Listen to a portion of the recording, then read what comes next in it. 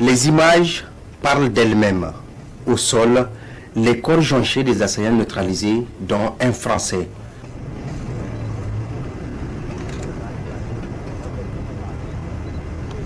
À leur côté, des armes de guerre et plusieurs motos utilisées lors de cette attaque barbare avec la présence des Français et plus loin, les complices interpellés désormais entre les mains des forces de défense et de sécurité.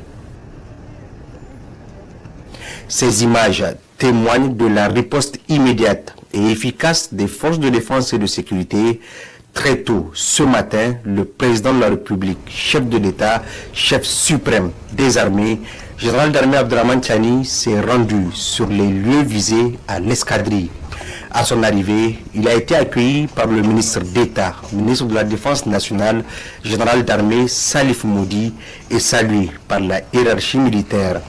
Sur place, le président de la République a tenu à constater personnellement l'ampleur de l'attaque et les résultats de l'intervention prompte des FDS. Une présence forte destinée à soutenir les forces engagées et rassurer les populations. Les FDS assurent que la situation est sous contrôle. Le dispositif de sécurité a tout de même été renforcé et la vigilance maximale demeure sur l'ensemble de la zone. Comme vous le savez, tôt ce matin, la base aérienne ou l'aéroport international Diori Hamani de façon plus large a fait l'objet d'une tentative d'infiltration par des mercenaires téléguidés. C'est l'occasion pour nous de venir prendre contact avec l'ensemble des forces de défense et de sécurité ainsi que nos partenaires russes pour leur prompte réaction. Réaction qui a permis dans les 20 minutes qui suivent de mettre l'ennemi totalement en déroute. Certains sont neutralisés sur le champ, d'autres ont été neutralisés dans leur panique de route. Nous félicitons l'ensemble des forces de défense et de sécurité qui ont su coordonner leur action ainsi que les partenaires russes qui ont défendu avec professionnalisme leur secteur de sécurité. Nous rappelons aux sponsors de ces mercenaires, notamment Emmanuel Macron, Patrice Talon, Alassane Ouattara, nous les avons suffisamment écoutés à aboyer, qu'ils s'apprêtent eux aussi à leur tour à nous écouter rugir. Ces images, aussi dures soient-elles, portent un message clair. La menace a été contenue et maîtrisée. Les terroristes et leurs complices neutralisés. L'État reste pleinement mobilisé pour protéger chaque citoyen. La République veille et reste debout. C'est le message du chef suprême des armées, le général d'armée Abdraman Chani. Oui, il n'y avait rien d'étonnant, puisque lorsque vous prenez le Niger d'ailleurs même comme ses amis frères, ses pays frères de l'AES, ils sont dans une logique de pouvoir arriver à avoir ce que nous appelons la vraie indépendance.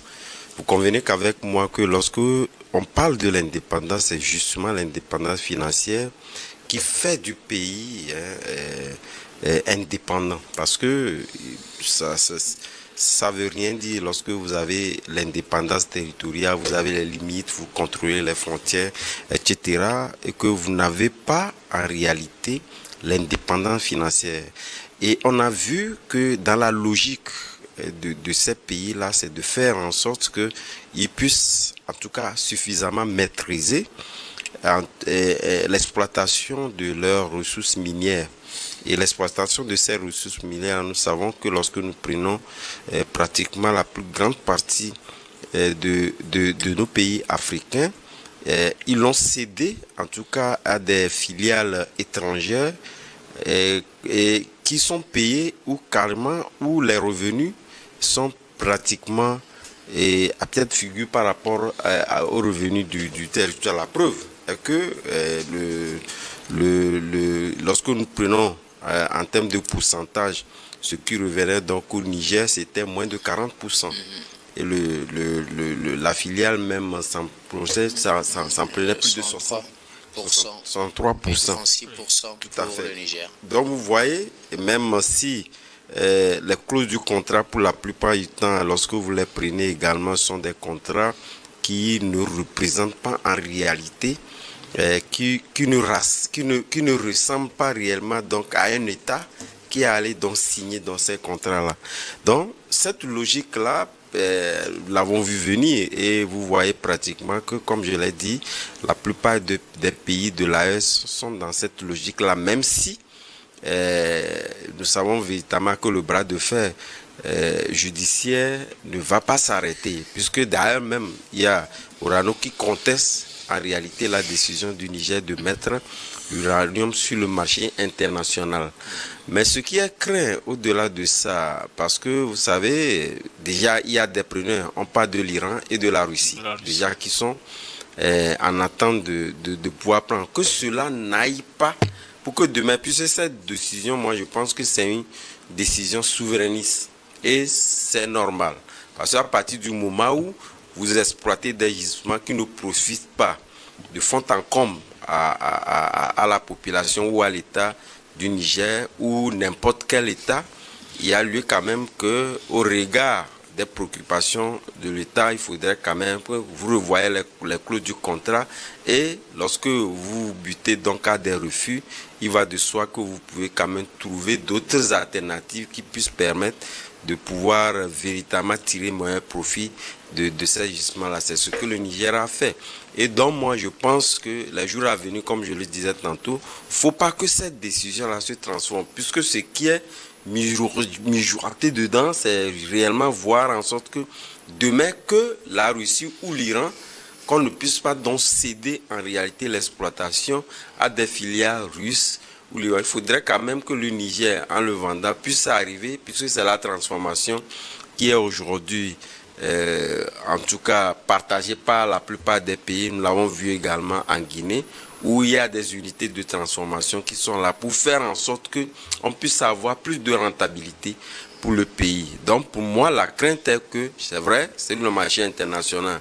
On voit que c'est ce marché international-là, ce sont ces pays-là, nous voyons véritablement que les pays-là sont également très proches sur plusieurs aspects, avec aussi bien le Niger que d'autres pays, qu'on ne puisse pas, que le Niger lui-même puisse véritablement donc envoyer des gens se faire former pour que demain, on ne puisse pas, en tout cas, déshabiller Paul pour habiller Pierre. Merci. Oui, je pense que c'est logique, hein. C'est logique d'ailleurs hein, que le Niger reprenne la main parce que en venant déjà au pouvoir, vous savez très bien que la plupart des pays de l'AES estiment que la France était un soutien aux terroristes et tout ça, et donc il ne faut pas continuer par alimenter hein, cette France-là qui déstabilise leur pays. Donc ils ont jugé bon de rompre le contrat avec la société française, à savoir Orano, et dans lequel bon avec Somaïr, dont Orano détenait près de 103 ou bien 104% des actions. Et donc, je pense que c'est dans une très bonne logique d'ailleurs parce que ils ont visité un certain nombre de contrats, ils ont vu que bon, c'est désavantageux pour le Niger parce que déjà quand vous voyez le pourcentage d'actions qu'a la société française Orano dans cette structure-là, ça désavantage véritablement le Niger. Le Niger ne percevait pratiquement rien. Et bon, il y a certes quelques infrastructures sociales qui ont été réalisées hein, par Orano, la construction des écoles, de certains centres de santé et tout ça. Mais il y a beaucoup de choses qui ne sont pas faites. Donc, quand ils ont fait quand ils ont pesé dans la balance, ils ont vu que bon, les inconvénients sont beaucoup plus nombreux que les avantages, et donc il va falloir rompre les contrats, les choisir de nouveaux partenaires. C'est aussi ça la souveraineté, parce que vous avez la liberté de choisir des partenaires qui vous sied le mieux, et donc le Niger a jugé bon de rompre cette coopération avec la France, de reprendre la main par rapport à son gisement de l'uranium, de contrôler depuis la base, c'est-à-dire de l'extraction jusqu'à la transformation et tout. Le Niger veut tout contrôler, même au niveau du transport, le Niger veut tout contrôler. C'est pratiquement la même chose pour le pétrole aujourd'hui. Donc, je pense que c'est déjà une très bonne chose. Maintenant, il va falloir aller vers une certaine transparence dans la gestion, parce que tout ce que les populations réclament, c'est que ce que vous vendez ou bien ce que vous exploitez puisse mieux profiter aux populations qu'il n'en était hier. Parce que si aujourd'hui on exploite, on cherche de partenaires, c'est bien d'affirmer sa souveraineté, c'est d'ordre politique d'ailleurs. Et il y a d'autres aspects économiques et tout, mais les populations veulent voir beaucoup plus les retombées liées à l'exploitation de ces gisements-là, comme on l'avait vu dans d'autres pays. Le Togo, dans les années 80, on parlait de boom phosphatier quand l'État togolais avait nationalisé quand même les phosphates. Mais bon, il ne faudrait pas qu'après on revienne à la même chose où bon, on va trouver nécessaire de faire revenir des partenaires, pas forcément la France, mais aujourd'hui on voit beaucoup plus en ligne de mire la Russie, la Chine, les pays du Golfe, l'Iran et tout ça. Donc il ne faudrait pas qu'on change un partenaire jugé encombrant par un autre demain. Parce que quand on parle d'extraction et d'exploitation des ressources minières, on parle d'entretien des machines et tout ça. Donc, il va falloir véritablement qu'on mise sur l'entretien de ces machines-là, voir dans quelle mesure on peut aussi faire en sorte que les Nigériens puissent avoir des actions dans cette société, parce que l'État seul ne peut pas seulement avoir des actions. Il faudrait qu'on arrive à construire des champions nationaux, et donc on doit faire en sorte que les Nigériens, il y a des Nigériens très riches qui peuvent acheter des actions quand même dans cette structure-là, et ainsi de suite, peu à peu. Je pense que ça va beaucoup plus aider les Nigériens, surtout quand je parle de profit aussi, il va falloir penser à l'énergie électrique, parce que quand on parle d'uranium, le premier profit des Nigériens, on ne peut pas exploiter de l'uranium à Arlit et tout ça, et puis ces zones vont rester dans le noir quand même. Il va falloir que cette population-là puisse bénéficier au prime abord des retombées quand même de l'exploitation. Et donc, il va falloir électrifier, que ça puisse servir. Et donc, ces partenariats-là, ça ne doit pas juste être partenariat de vente et tout ça, mais surtout de retombées concrètes. Pour que les Nigériens puissent voir que bon voilà, grâce à l'uranium, je ne vais plus avoir de l'électricité juste 2 fois ou bien 3 fois par jour, 2 heures ou bien 3 heures par jour, mais je peux l'avoir satiété. Et donc c'est comme ça que l'industrialisation va beaucoup plus impacter le pays. Parce que déjà, quand le problème énergétique va se résorber, je pense que les Nigériens, ils ont du génie, ils vont beaucoup plus construire, ils vont beaucoup plus créer des entreprises, des industries et tout ça. Ça va beaucoup plus les aider. Donc, il ne suffit pas juste de changer de partenaire ou bien de partenaires commerciaux, mais il va falloir beaucoup plus apprendre de ces partenaires pour que cela ait de bonnes répercussions sur le peuple nigérien. En tout cas, selon les informations, cet uranium sera exploité par l'État nigérien et mis sur le marché mondial. À qui veut l'acheter, à moins que la situation ait changé après. Bon, ça sera donné aux plus offrants, en fait. Bien sûr. Donc, ça sera donné aux plus offrants, mais il faudrait qu'il y ait de la transparence. Parce que dans la plupart de nos pays, on dit que bon, aujourd'hui, on a changé de partenaire, on vend ceci, on vend cela, on a du pétrole, on a de l'uranium, on a du zinc, on a ci, on a ça. Mais en réalité, les populations ne savent pas ce que ça génère par an. En termes de bénéfices, en termes d'argent et tout, les apports même de ces structures-là dans le budget, les populations n'en savent absolument rien. Donc, pour changer la donne aujourd'hui, pour être différent vis-à-vis des anciens présidents, bien des anciens gouvernants, Aujourd'hui, il va falloir aller beaucoup plus vers la transparence et donner véritablement des comptes aux Nigériens pour qu'ils sachent que, bon, voilà, durant 6 mois, on a eu à exploiter l'uranium, on a gagné ci, on a eu à exploiter le zinc ou bien le pétrole, on a eu à gagner ci, on a eu à gagner cela, et donc ça va servir à tel projet. C'est la reddition des comptes qui va faire que les populations auront beaucoup plus confiance à cette nouvelle gouvernance du Niger. Alors, un autre aspect pour cette exploitation, est-ce que cette décision surprend? On sait que déjà depuis juin, le gouvernement nigérien avait le contrôle des gisements d'Imouraren et dans l'exploitation de l'uranium au Niger. Mais on pourrait peut-être espérer que les discussions aient évolué et qu'on ait abouti à un compromis, comme ce fut le cas il y a de cela une semaine au Niger, au Mali, excusez-moi. Mais une semaine après, au moment où on en débattait justement sur ce plateau, on se disait que cela peut-être servirait de voie pour d'autres pays également, pour revoir, négocier les contrats et peut-être s'entendre avec les exploitants. Là, c'est carrément le contraire qu'on vient nous annoncer au Niger, Adam. Oui, en fait, cette logique, c'est une logique en réalité qui est rationnelle pour la simple et bonne raison que, en réalité, lorsque vous prenez les autorités actuelles, et ce ne sont pas eux qui avaient signé des contrats, en tout cas plus ou moins tordus, qui n'ont pas permis en réalité au pays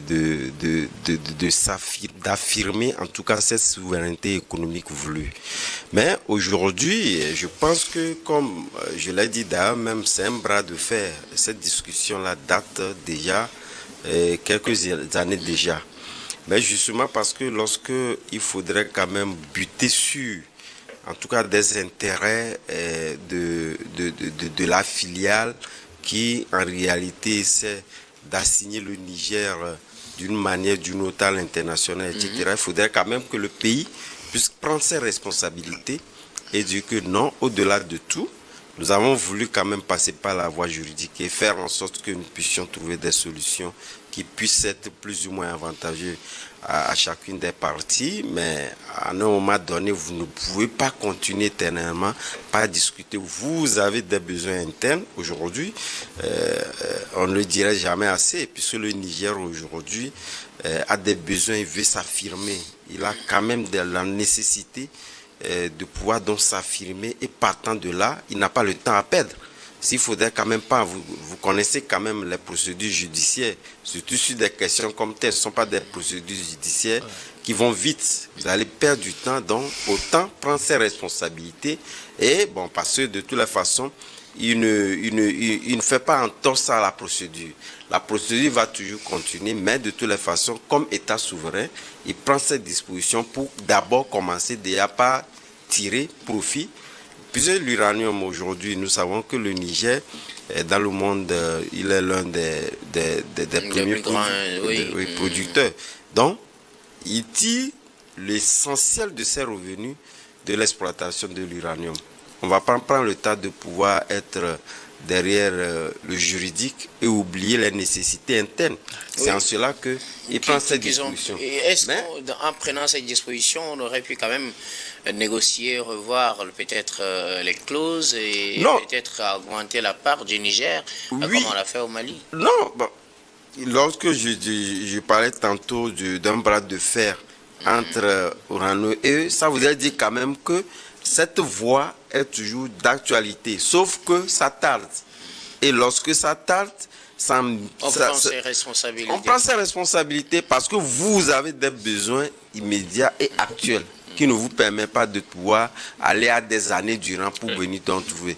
En attendant que, en tout cas, le juridique ne puisse se prononcer et que l'État, en tout cas plus ou moins, parce que lorsqu'on parle de l'État, de toutes les façons, on ne va pas faire dans l'exécution des arrêts ou des décisions, peu importe, en tout cas la Cour qui va décider que l'État, en tout cas, est redevable à Orano. Je pense que l'État trouvera des moyens plus ou moins de pouvoir donc répondre à cela. Mais pour l'instant, ça doit profiter à l'État du Niger, c'est ce qui est fait, voilà les responsabilités prises. Alors, est-ce que ça ne décourage pas peut-être de potentiels investisseurs? On se pose souvent cette question, à voir la manière dont le dossier a évolué jusqu'à cette annonce ce week-end.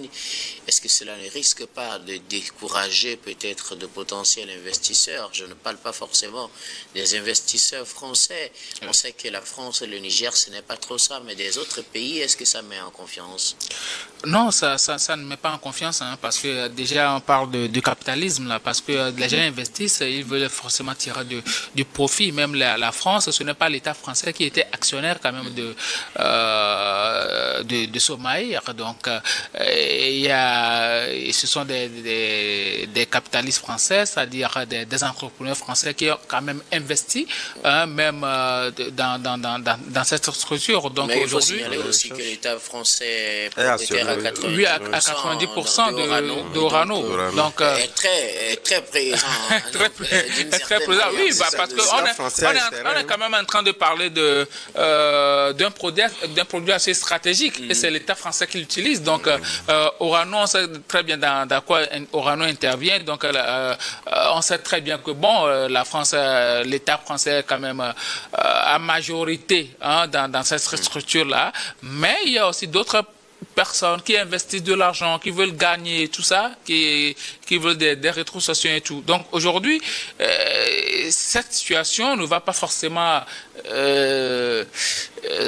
rassurer d'autres investisseurs étrangers même de venir investir dans cette structure-là, parce qu'on peut dire que bon, du jour au lendemain, on peut rompre ce contrat-là quand l'État va se sentir bon, voilà, et donc c'est très compliqué, mais l'État nigérien était dans une certaine posture, et donc vu la relation qu'il y a eu avec la France, il fallait prendre des décisions économiques, politiques et stratégiques, et donc il fallait tout rompre avec la France, et on ne peut pas mettre quand même ce jugement stratégique là dans les mains des Français pour continuer à nourrir leurs entreprises. Quand on estime que l'État français est en train de en connivence avec les terroristes pour déstabiliser non seulement le Niger, mais tous les pays de l'AES. Donc aujourd'hui, je pense que c'est une décision que l'État nigérien a pris.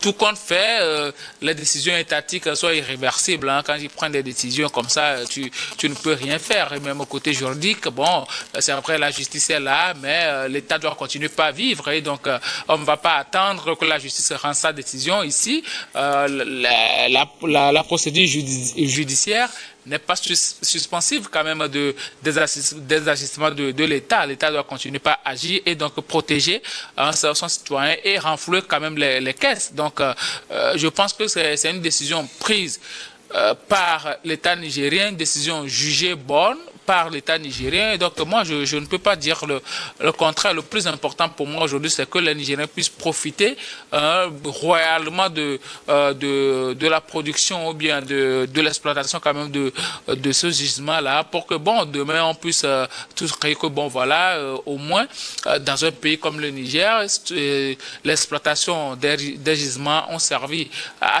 à quelque chose. Donc, moi, la France, les autres capitalistes qui veulent venir investir et tout, bon, l'État a la possibilité de rassurer tout le monde, et tout est compris dans le contrat aussi, de la manière dont le contrat, si vous respectez véritablement le contrat et qu'il n'y a pas de souci, je ne vois pas l'État rompre le contrat. Et surtout qu'on sait que c'est un contrat, c'est synermatique, c'est entre deux parties, et donc rompre un contrat de manière unilatérale, ça pose toujours des conséquences.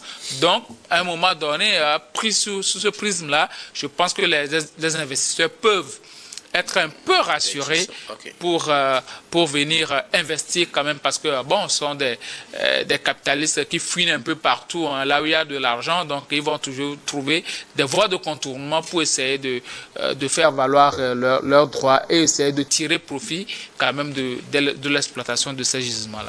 Oui, je pense que lorsque vous lisez un peu les termes de cette décision prise par l'État du Niger, vous convenez qu'avec moi que l'État du Niger dit, il met son uranium sur le marché international à qui veut la prendre. Ça vous a dit quand même que au plus offrant, comme le disons, mais vous comprendrez véritablement dans ce thème-là que c'est la question du prix en réalité qui cause problème, puisque la question de la nationalité n'est pas quand même d'actualité. Si la France veut véritablement aujourd'hui vouloir acheter l'uranium du Niger, je pense qu'il peut, mais l'essentiel est que la France puisse quand même être ou prendre l'uranium au prix fixé par le Niger. C'est là où c'est intéressant. Maintenant, parlant donc de l'impact, je pense que le problème ne se pose pas. L'impact en réalité est plus quand même, en tout cas à l'actionnaire qui viendra, et réellement ne voulant pas céder, en tout cas, ou véritablement rester dans la ligne de conduite du Niger. C'est là où il y a problème. Puisque cette décision va plutôt permettre à d'autres États également de prendre des décisions contraires. Et justement, ça vous a dit quand même que lorsque vous venez, vous n'allez plus venir dans l'intention de pouvoir être sur des territoires et exploiter. Et puis, en tout cas, les thèmes sont connus aujourd'hui. On appelle les grands signataires qui viennent véritablement donc voir les thèmes de ce contrat-là pour que l'État puisse être le plus grand gagnant dans ce contrat-là. C'est ce qui est aujourd'hui très essentiel et donc moi je pense que cela ne va pas en tout cas décourager les gens à venir investir, que ce soit au Niger ou ailleurs, mais malheureusement cela doit éclairer davantage d'autres États à prendre des décisions similaires et faire en sorte que les ressources minières puissent donc profiter à l'État avant de profiter donc à l'actionnaire investisseur.